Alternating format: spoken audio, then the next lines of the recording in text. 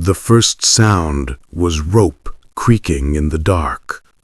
No music, no wind, just that low, living groan of twisted hemp fibers straining under weight. Then, a single drop of blood landing on dry pine needles. That was the sound the world made the night Isaac Woodard stopped being a man and became something else. They say revenge burns the soul, but in 1871, the flames that swallowed the Ku Klux Klan's headquarters didn't start in hell. They started in the heart of a freed slave who'd seen his brother swing from a tree under a Georgia moon. The fire was justice, the kind this world never offers freely. You've never been told this story the way it truly happened, because history isn't a record. It's a weapon, sharpened by those who write it, blunted against those who live it. What you're about to hear isn't a tale of rebellion. It's a dissection of power itself. How men once enslaved learned to master the language of fear better than their oppressors. By the winter of 1871, the Ku Klux Klan had become more than a secret society. It was an idea, invisible, systemic, righteous in its own twisted scripture. Men wore hoods not just to hide their faces, but to erase their guilt. They believed anonymity could sanctify cruelty, but Isaac understood something they didn't. Fear is never faceless. It has eyes, hands, blood, and consequence. When he found the charred cross outside his brother's schoolhouse, he didn't cry. He took notes. He mapped routes. He studied the men who laughed too loud, who rode too late, who smelled of kerosene and iron. The war had taught him patience. The ropes had taught him purpose. And when he finally struck, it wasn't rage that guided his hand. It was mathematics, precision, a ledger of debts written not in ink, but in fire. Because beneath every empire of control, there's a truth no one teaches. You can only oppress men until they learn your rules. After that, they start writing their own. Tonight, you'll hear the story the archives buried. How one man dismantled the Klan's heart from within and lit a match that history pretended never burned. The first man to die didn't see it coming. His name was Thomas Pritchard, a mill hand, a drinker, a man who thought cruelty made him powerful. He bragged at the general store about putting a rope where it belonged. He laughed about Samuel Woodard's hands clawing the air. And that laughter echoed across the street into the forge where Isaac stood at the anvil, hammer frozen in midair. That night, fog rolled in from the river, thick, slow, deliberate. It was the kind of fog that muffles truth, swallows sound. Isaac followed Pritchard home through it, barefoot, every step measured. The same silence he'd used scouting Confederate supply lines now carried him through pine shadows and dew-slick earth. The war had turned him into something more than a soldier. It had turned him into an instrument. He didn't kill Pritchard with rage. He killed him with discipline. A clean break at the neck, dropped into his own well before dawn, as if the land itself had swallowed its poison whole. At sunrise, the town called it an accident. They always do when the victim wears white and the cause doesn't fit the story they need to believe. But there was a message nailed to Pritchard's door before the body was found. A white hood, split down the center, pinned by a hunting knife. No words, just a mark scorched into the wood. A circle crossed by a single vertical line. Isaac's symbol, the beginning of his counter-order. The clan called themselves knights, servants of purity. But Isaac had learned from real knights, soldiers, scouts, engineers of fear. He knew how to break systems from the inside out. He knew that true vengeance wasn't chaos, it was architecture. So he built it, one death at a time. He watched the way the town spoke after the first killing, the tremor in the sheriff's voice, the shift in the air. He watched men who once walked proud now look over their shoulders. He watched fear change direction. Because that's how you dismantle power, not by shouting in the streets, but by whispering in the dark, until the powerful whisper back. By the time the second man disappeared, Isaac didn't need to leave a message. The silence itself had become one. Sheriff Clayton Deere lit his third cigar of the night and stared through the office window at a town that had begun to flinch at its own reflection.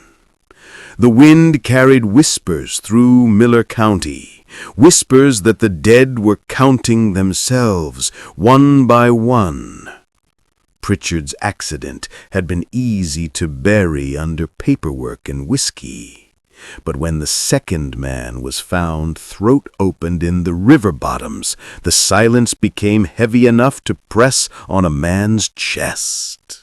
Martin Hayes, farmhand, clan rider, the one who'd held the torch under Samuel Woodard's feet while the rope tightened.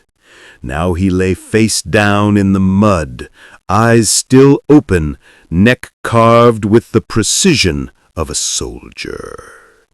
A hood was nailed to the church steps before dawn. 25 remain, written in blood. Deere's hand shook as he turned the sheriff's ledger, not from fear, but from recognition. He knew this wasn't chaos. This was design. Someone out there was working by pattern, one name at a time, each death a move on a board the town couldn't see. And though he'd never admit it aloud, part of him admired the discipline. It felt familiar, like something a man learns in war. Isaac watched from the pines, unseen, patient. He didn't rush, he counted. Every step, every candle lit, every man who walked home alone through the dark. Fear, he knew, wasn't just a reaction, it was a structure. The clan had built their control on it. Now he was re-engineering it from the inside out. He wanted them to feel what his people had felt, not death, anticipation. That long, silent dread before the inevitable comes, that was the true punishment. Within weeks the county changed. Meetings canceled, lanterns burned longer. Men who once bragged about night rides now kept to daylight. The same town that had watched a black man hang without blinking now stared into the woods, afraid of the dark. But Isaac wasn't finished. He understood that vengeance without witness dies quickly. Fear needed a language, and he was fluent. Each corpse spoke the same sentence, not just justice, but reckoning. Because when the oppressed learn how their oppressors think, they stop playing the game. they redesign it. By December, Miller County slept with rifles by the door. Dogs barked at nothing. Horses refused to approach the old church ruins. The Klan's Tuesday meetings had thinned from 27 men to 14, then to 11. No one trusted anyone anymore, because when the hoods came off at night, every white face looked like the next target. Sheriff Clayton Deer could feel it, rot spreading through his little empire. He had built this chapter himself, brick by brick, a quiet covenant between power and fear. But something was undoing it, piece by piece, and that something knew them, knew him. He opened the ledger he kept hidden under the floorboard, the one that listed names not by birth or trade, but by guilt. Next to Hayes and Pritchard, he drew a line through each name. 2 down, 25 remain. He stared at the phrase and felt the smallest tremor of panic in his hand, because whoever was writing that message was keeping count too. Meanwhile, Isaac Woodard moved through the town like smoke through rafters. He slept in barns, under bridges, in the very woods where his brother had died. He had memorized the habits of every man who had worn a hood that night in 1866. Where they drank, where they prayed, who they whispered to when the whiskey loosened their tongues. He wasn't just killing them, he was studying them.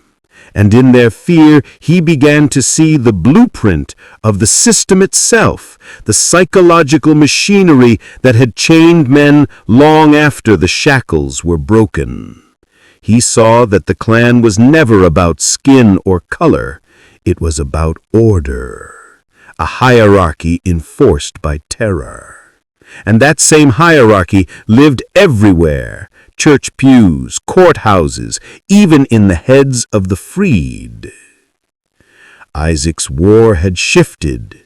He wasn't just hunting men now. He was dismantling an idea. When the third body turned up, Robert Finch, the one who'd laughed loudest at Samuel's hanging, Miller County crossed an invisible line.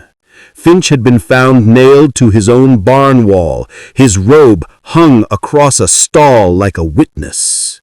And in that silence, something ancient stirred in the hearts of the survivors. Superstition. They began to believe what the freedmen whispered in the fields, that the ghost of a soldier was hunting them. Isaac didn't mind the myth. A ghost, after all, was harder to kill than a man. Fear spreads faster than flame.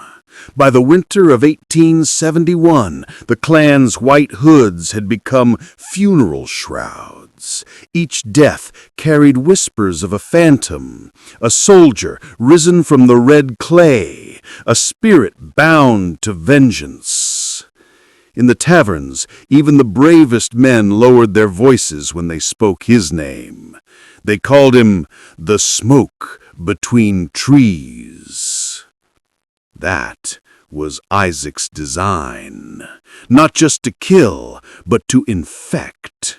He understood something about control that few men ever grasp, that belief is a weapon sharper than any blade. You don't win wars with violence. You win them with perception. So he crafted a story and let the county tell it for him. He made sure the hoods appeared where they shouldn't, on church doors, on courthouse steps, even once nailed to the sheriff's own office. He let the shadows do the talking. Each symbol, each unspoken warning rewired the minds of the powerful. Sheriff Deer's men began turning on each other. They started bringing rifles to their meetings, sitting with their backs to the walls. One night a drunk named Pierce accused another Klansman of betrayal. By dawn, one of them was dead, and Isaac hadn't lifted a hand. The fear had become self-sustaining. The machine was eating itself. But Isaac's campaign wasn't driven by rage anymore.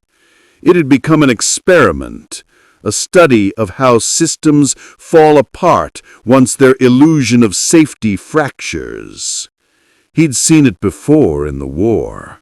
The moment when disciplined men stop following orders, not because they've been defeated, but because they've stopped believing in the structure that commands them. That's when empires die, not from outside attack, but internal corrosion. In a small cabin outside town, Isaac read from lantern light from his brother's Bible. Samuel's notes filled the margins, words written in a hand that still trembled from the effort of learning. One passage was circled. "Vengeance is mine, saith the Lord." Isaac smiled faintly. Men like Sheriff Deer had always hidden behind that verse to justify slavery, lynching, submission.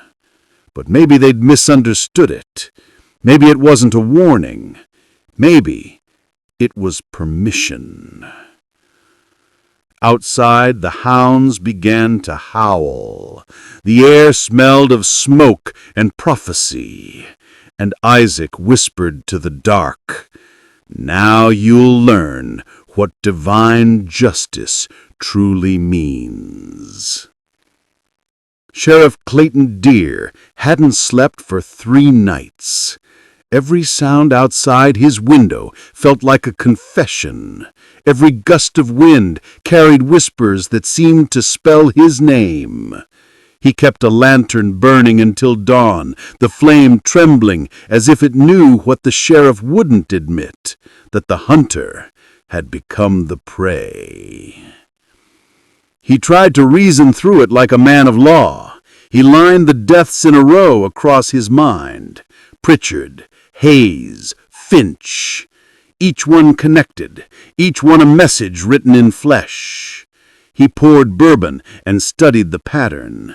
Military precision, tactical restraint. Whoever was doing this wasn't a vagrant or a ghost. He was trained. He was aiming. But fear has a way of twisting logic into prophecy. Deer began to dream of smoke seeping under his door, of footsteps circling the house. He'd wake gasping, gun in hand, only to find silence waiting back. And in that silence his thoughts turned inward, to the faces of the men who once rode beside him, to the tree behind the missionary school, to the screams that had long since stopped echoing, but never stopped resonating. Meanwhile, Isaac watched him unravel from the shadows. He saw how power behaves when it begins to rot. Deer's posture sagged. His voice cracked when he tried to speak authority into men who no longer believed. Even the remaining Klansmen, 7 now, had started meeting in secret without the sheriff's summons. Their trust had splintered. The hierarchy was dying. And Isaac was tightening the rope. He began leaving his marks closer now, not just on buildings or doors, but in the sheriff's life itself. A hood left hanging from the jailhouse rafters, a footprint in the sheriff's garden, barefoot, deliberate, pointing toward the window. One morning Deer found his horse dead, the saddle untouched, the bridle looped around its own neck.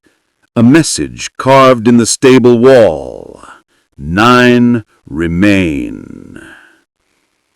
Panic has a smell. Sour, metallic, human. Isaac could smell it from a half-mile away.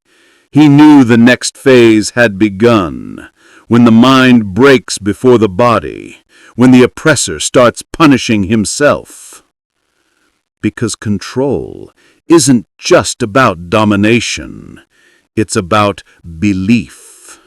And once belief collapses, power doesn't need to be taken. It simply falls.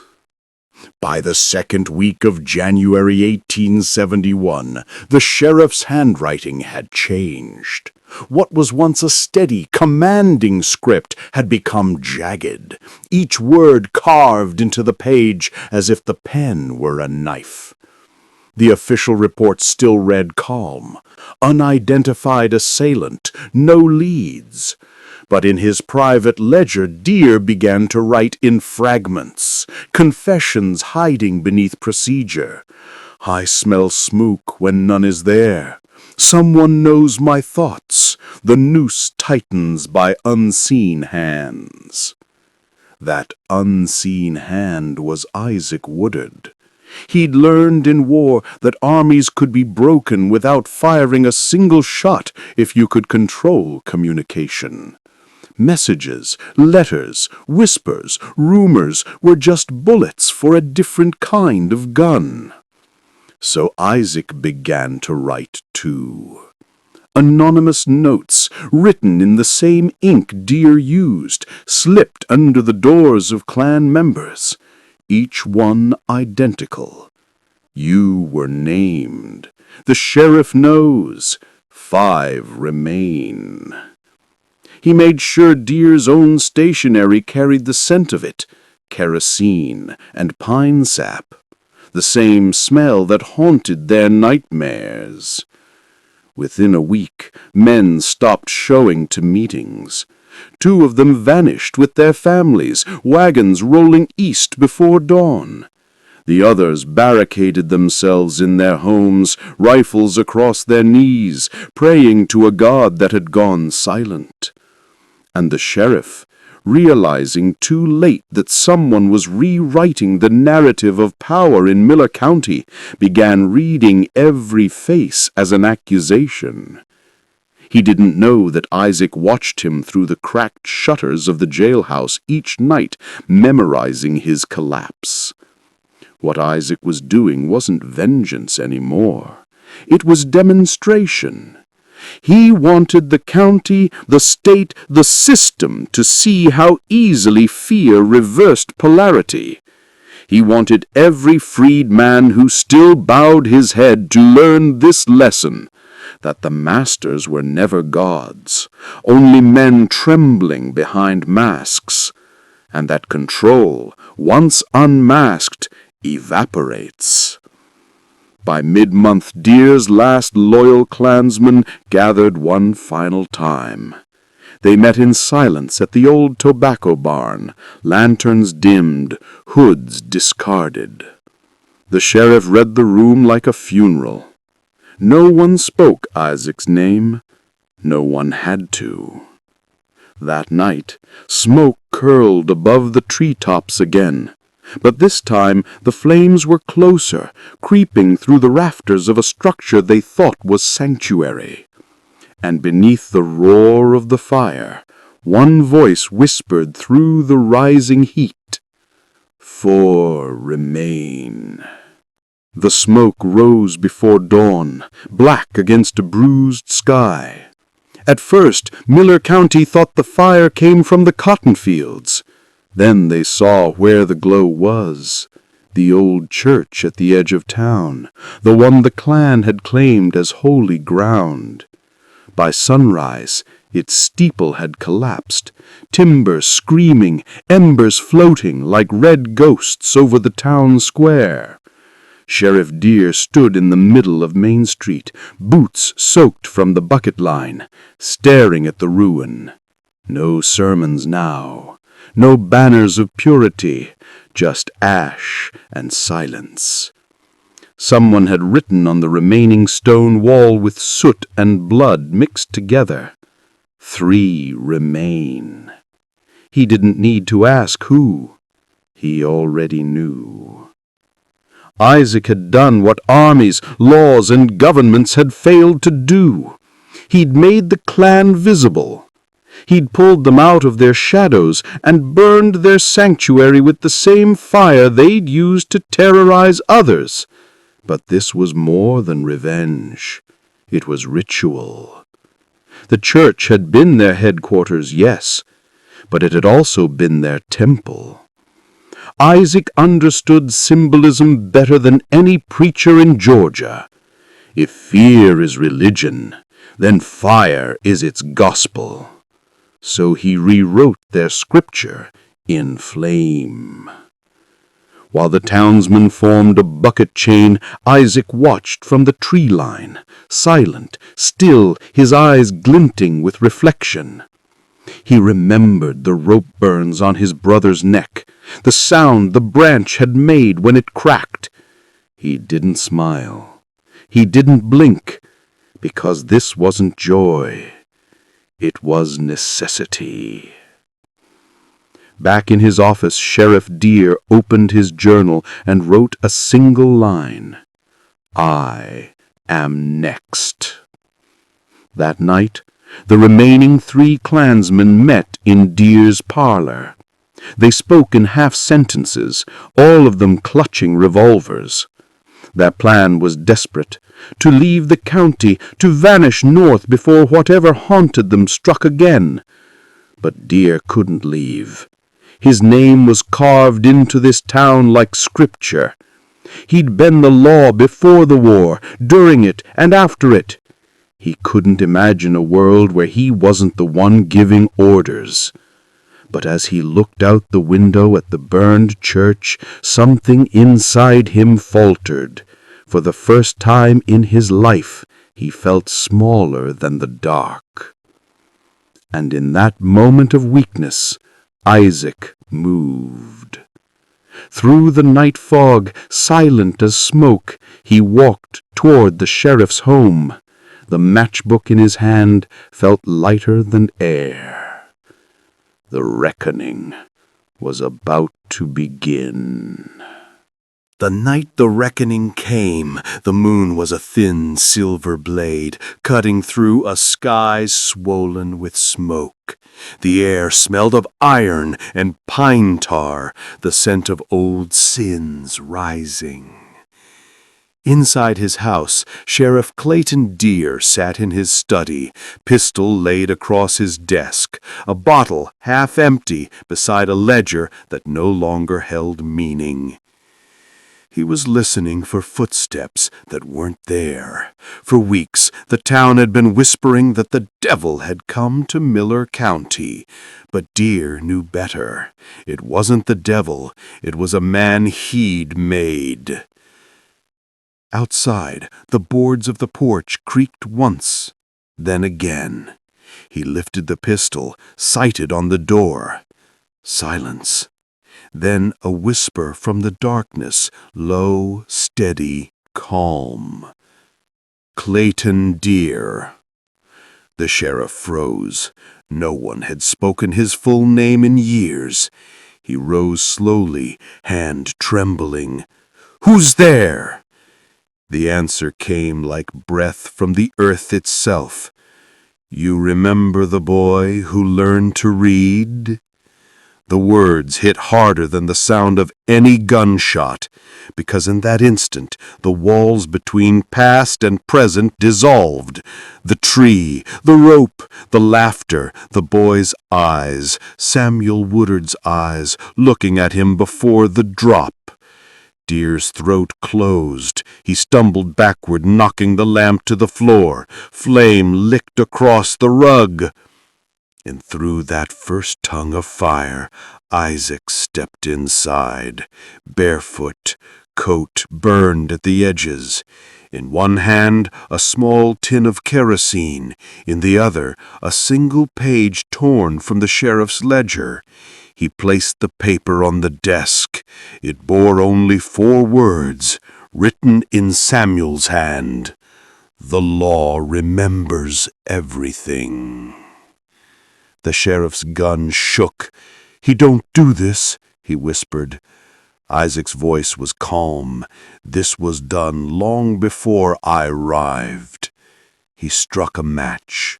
The flame flared, small, controlled, beautiful. For a heartbeat, both men stared at it, the light flickering across their faces, one carved by guilt, the other by purpose.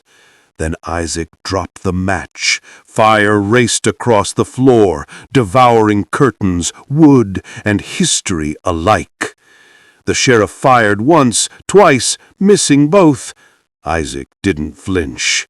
He moved backward into the smoke, disappearing as the flames climbed the walls.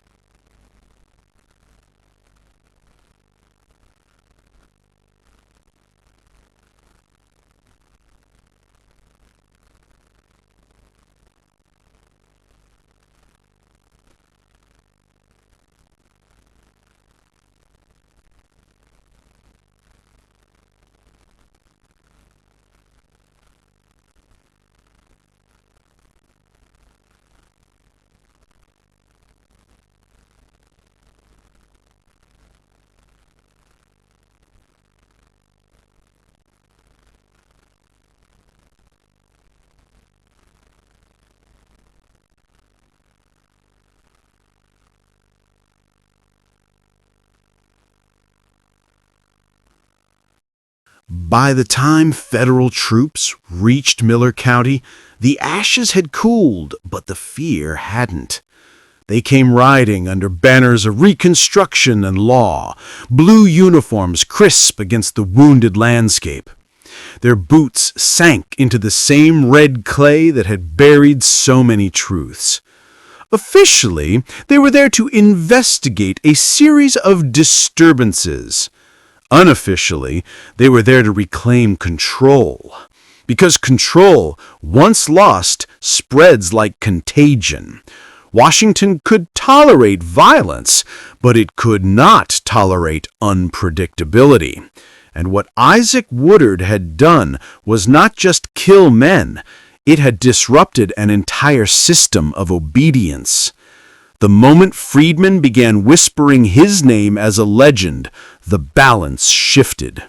Fear had changed direction, and that made the powerful tremble. The soldiers questioned everyone, preachers, merchants, children. They scoured the burned church, the sheriff's home, even the river bottoms where old stories clung to the reeds. But every answer was the same. No one saw him. No one helped him. No one knows where he went. And yet, they all told the story. How the fire cleansed the land. How a man of war became something more than mortal justice. The legend was now self-sustaining, carried in song, carved into wood, whispered between men who'd once bowed their heads. In Washington's reports, it became an isolated incident. In the heart of the South, it became scripture. Isaac watched all of this from far beyond the county line. He moved through forests and backroads like wind through the trees. He never sought applause or recognition. He only listened. To the fear that had once enslaved his people, now turned inward, feeding on those who built it. He knew that every government, every order, every empire begins to fall the same way. First from arrogance, then from the quiet doubt it cannot silence. Miller County was a test, a proof of concept, a whisper showing that a single man with discipline and belief could shatter the illusion of control. The same illusion still governs nations, churches, and markets today. You can't always see its face, but you can feel its hand pressing down, telling you to stay small, to stay quiet, to obey. Isaac never obeyed. He learned that power collapses when men stop believing its story. And that's why his fire still burns, not in churches or homes, but in the minds of those who dare to remember. In the years that followed, the official histories erased him. No court records, no federal report, no grave. The name Isaac Woodard appeared only as a rumor, an ex-soldier gone missing, presumed dead. But men like him don't die. They become patterns that history can't hold, moving beneath every generation like an undertow. The North called what happened in Miller County a breakdown of order. The South called it divine punishment. But the truth was simpler and far more dangerous. A single man had discovered the blueprint of control and flipped it. He'd shown that fear is never owned, it's rented. And the moment you stop paying, the landlord panics. Governments studied what happened. So did preachers. So did men in dark suits who never gave their names. They understood what Isaac had done without ever speaking it aloud. He demonstrated that every institution, church, state, market, rests on one fragile assumption, that people will agree not to question the story that governs them. Once that story fractures, once belief turns to curiosity, the whole structure begins to shake. That's why they buried him in paperwork and silence. Because ideas like his don't stay small. They echo. They show up in the eyes of anyone who decides to read for himself, to ask where power begins and where it ends. If you listen, you can still hear him. In the way crowds move when they stop fearing the voice on the podium. In the way systems stutter when people choose awareness over obedience. That is his legacy. Not blood, not fire, but clarity. The freedmen called it the Quiet War. No soldiers, no banners, just the slow, unstoppable spread of understanding. It's the same war that still hums beneath the surface today. When you sense that something's wrong but can't name it. When you feel the pull to stand taller while the world tells you to kneel. That's the echo of Isaac Woodard moving through you. And that's the part of the story that no document can't erase. Because the moment one man stops believing in their hierarchy, the hierarchy begins to believe in him. Fear spreads faster than flame. By the winter of 1871, the Klan's white hoods had become funeral shrouds. Each death carried whispers of a phantom, a soldier risen from the red clay, a spirit bound to vengeance. In the taverns, even the bravest men lowered their voices when they spoke his name. They called him the Smoke Between Trees.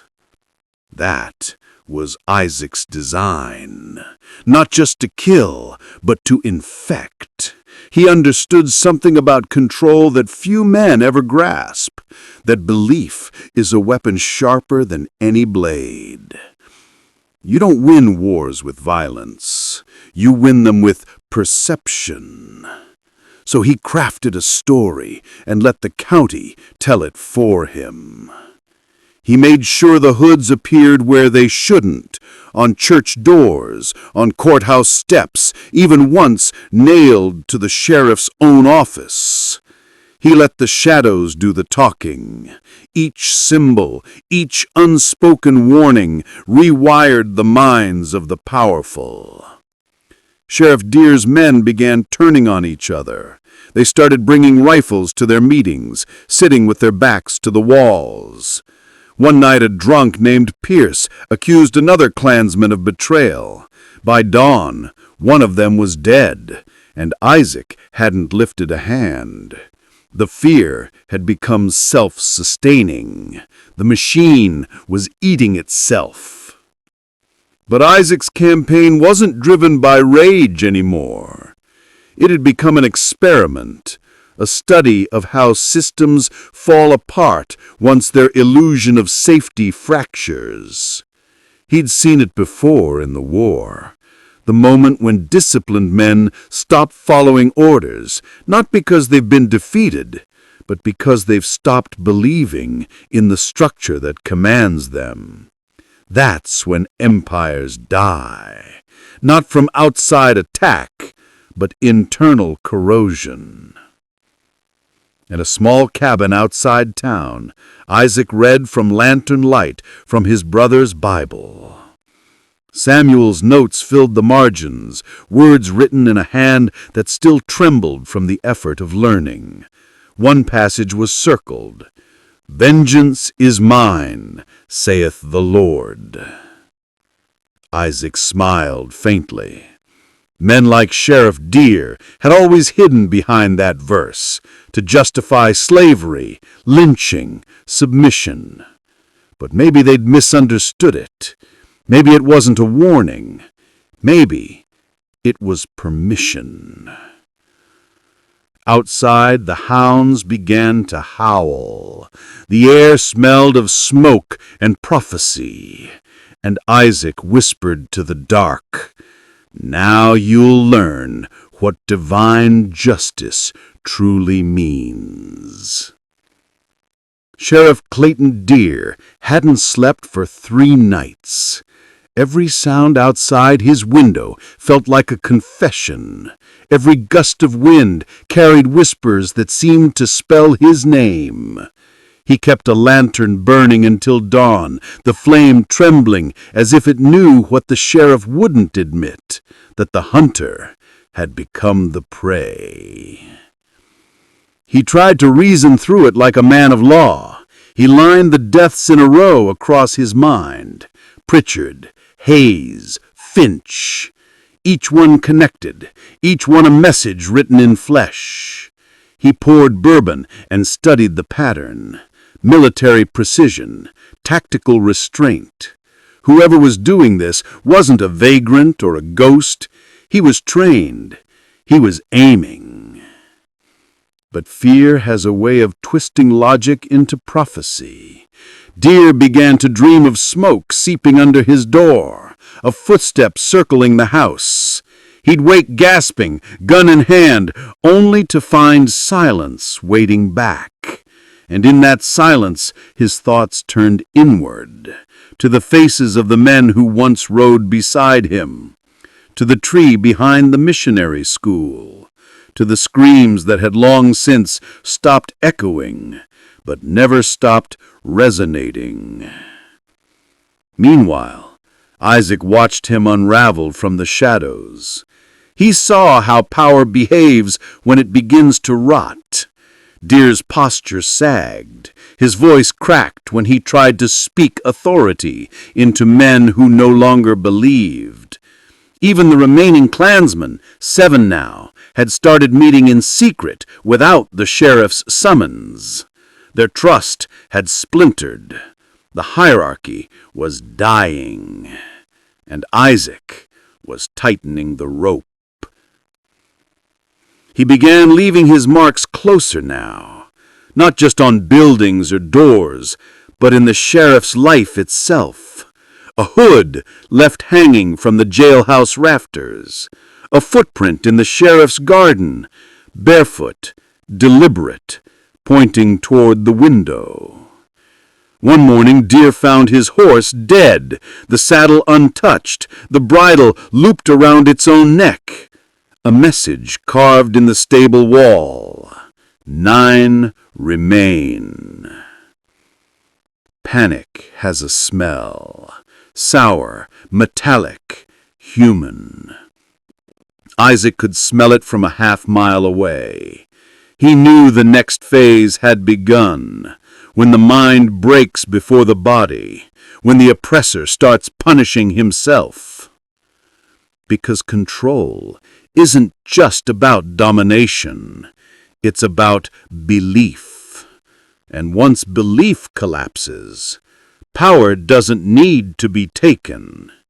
It simply falls. Silence isn't emptiness, it's clarity. That's what Isaac discovered in the ruins. When the noise of the world finally stopped, the truth began to speak. And the first thing it whispered was this: no one controls you without your permission. He carried that understanding like a compass, and it guided him long after the flames died. Every man who heard his story began to feel it too, the faint, defiant heartbeat of something the world had tried to bury. Freedom, real freedom, isn't about law or title or land. It's about the moment you stop waiting to be told who you are. You see, systems don't actually fear rebellion. They fear awakening. Rebellion they can predict. They can crush it, label it, absorb it. But awakening, when a man's mind opens quietly and refuses to close again, that's uncontrollable. That's when he stops asking for permission to exist. And that's what you feel right now, isn't it? That stirring deep in your chest, that sense that this story isn't just about the past, because it isn't. It's about you. Isaac's war was never about one county, one set of enemies. It was about a principle written into the bones of every man who's ever been told to kneel. That dignity cannot be granted, it must be reclaimed. He didn't need titles, armies, or applause. He just needed one unbreakable truth. Awareness is power. You were born into a quieter battlefield, one made of headlines, bills, screens, and noise designed to drown out the voice that still knows the difference between truth and programming. But that voice is still there. It's the same voice that led Isaac through the woods that night. It's the same one that whispers when you're alone and the world finally stops shouting. And if you can hear it, if you can feel the edges of the illusion starting to crack, then you've already stepped beyond the threshold. Because the real fire isn't out there anymore. It's inside, waiting, remembering. Every system wants to own your attention. Don't give it. Own yourself instead. There comes a moment, if you keep listening long enough, when the noise of the world fades into something else. A pulse, steady and low, like the rhythm of a heart remembering how to beat on its own. Isaac felt it walking through the pines after the fire. You can feel it now when you turn away from the screens, when you stop performing and start breathing. That's where freedom hides, in the pause between reaction and decision. Every system that has ever tried to rule men depends on shortening that pause. They fill it with urgency, with fear, with 1,000 small voices telling you who you're supposed to be. But if you hold that silence just a little longer, if you resist the reflex to obey, the world begins to unfold differently. Isaac's silence became his shield. He learned that mastery starts with restraint, that the man who does not react cannot be steered. That's why his enemies never understood him. They mistook stillness for weakness, but stillness was the source of his strength. It was the space where he chose his own meaning instead of inheriting theirs. That same choice waits for you every day. When the world demands your outrage, when the feed scrolls endlessly, when they try to make you afraid of being forgotten, every time you choose to breathe instead of react, you're walking the same quiet road Isaac walked. You won't see the change immediately. It's subtle, internal. The posture of the mind shifts first, then the eyes, then the tone in your voice. People will sense it before you notice it yourself. An ease, an unshakable calm that doesn't ask for approval. That's when you know the fire has turned inward, burning away the need to please, to prove, to perform. No one can give you that kind of freedom. It isn't taught, it's remembered. And once you remember, no threat, no institution, no empire can make you forget again. That was Isaac's final lesson, the one the history books never recorded. A free man doesn't need to be obeyed or feared.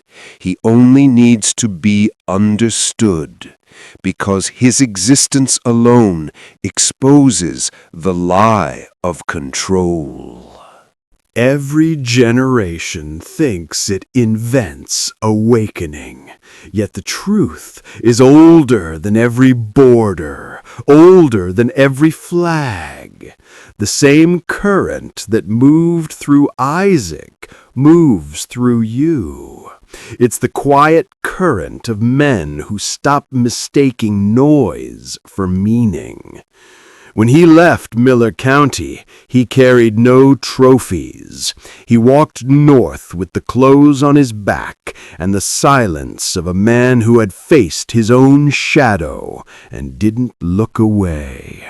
That's what leadership really is. Not command, not domination, but the willingness to see what is real without flinching. He never tried to build a following. He became a mirror, and other men saw themselves in it. That is how movements begin, not with slogans, but with one steady human presence that refuses to lie. You know this instinctively. The people you listen to, the ones you trust, are not the loudest. They're the ones who seem untouched by panic. They remind you, simply by standing still, that truth doesn't tremble. That is the energy Isaac carried. That is the energy you are beginning to remember. When you stop chasing validation, you stop being predictable. When you stop being predictable, you stop being a product. And when you stop being a product, the whole machine begins to lose its purpose. It cannot profit from a man who chooses his own rhythm. So you become, in small, ordinary moments, a different kind of leader. Not the kind who commands others, but the kind who steadies them. Your calm becomes a map for those still drowning in noise. Your silence becomes permission for them to find their own. This is how real revolutions spread, quietly, one breath at a time. If the old systems ever collapse, it won't be because of riots or fire. It will be because too many people learn to stand without leaning on them. Because enough of you remembered what power feels like when it isn't borrowed. That's the legacy of Isaac Woodard. Not vengeance, not fame, but a chain reaction of steady hearts learning to remember themselves. And when you walk with that kind of steadiness, the world begins to change its shape around you. Living awake isn't dramatic. It doesn't look like rebellion, and it doesn't sound like noise. It feels like simplicity returning, one decision at a time. You begin to notice how much of your life was written for you, what you buy, what you fear, what you think you need. You start cutting away what isn't yours, and what's left is quiet, small, undeniable, your own voice. Isaac understood that clarity and fury can live side by side if you learn to hold them. The danger of awakening is believing you must destroy everything you see as false. That's what the world expects of the newly aware. It expects you to burn out, to become another noise to be managed. But Isaac walked past the ashes. He built nothing and he destroyed nothing. He simply walked. That's the hardest discipline of all, to stay awake without letting your awakening become another cage. You will be tested. People will try to name you, to pull you back into roles that make sense to them. They will offer comfort disguised as reason, distraction disguised as rest. That's how the system repairs itself, with kindness, with pity, with offers of belonging. When that happens, remember the silence. Remember that your peace does not need their approval to exist. Awake men are not at war with the world. They simply no longer play its games. They don't feed the outrage. They don't beg for permission to think. They walk through the noise untouched, carrying a small, steady fire that asks nothing and promises everything. That's what Isaac left behind, not a trail of smoke, but a way of walking. He taught that you can face darkness without becoming it, that you can carry fire without burning your hands. Try it tomorrow. When you wake, don't reach for the screen. Sit in the quiet. Listen until the noise inside you settles. That's where your instructions will come from. Not from me, not from history, but from the same stillness that moved through a man 1.5 centuries ago. Because that stillness is older than any empire, and it waits patiently for you to remember. When the noise finally breaks, life doesn't become smaller, it becomes real. The colors sharpen, the weight of your body feels honest again. Every movement slows, deliberate, grounded in choice. That's how awakening settles. It doesn't make you better than anyone, it makes you present. Isaac moved through the rest of his days that way. He worked. He listened more than he spoke. He built nothing that required obedience. To the people around him, he was just another quiet man in the fields. But the calm he carried outlived him. It passed from gaze to gaze, from story to story. That's how truth moves, without permission, without noise, hidden in plain sight. When you begin to live awake, everything ordinary becomes part of the discipline. Every conversation tests your honesty. Every desire tests your clarity. Even kindness becomes sharper, cleaner. You help because you choose to, not because you're told to. You speak because silence would be cowardice, not because you crave attention. This is the part the world never shows you. The real rebellion isn't against governments or corporations. It's against the endless pool of distraction. The hardest war is fought on the inside, between awareness and habit. And you win it quietly every time you remember to pause before you react.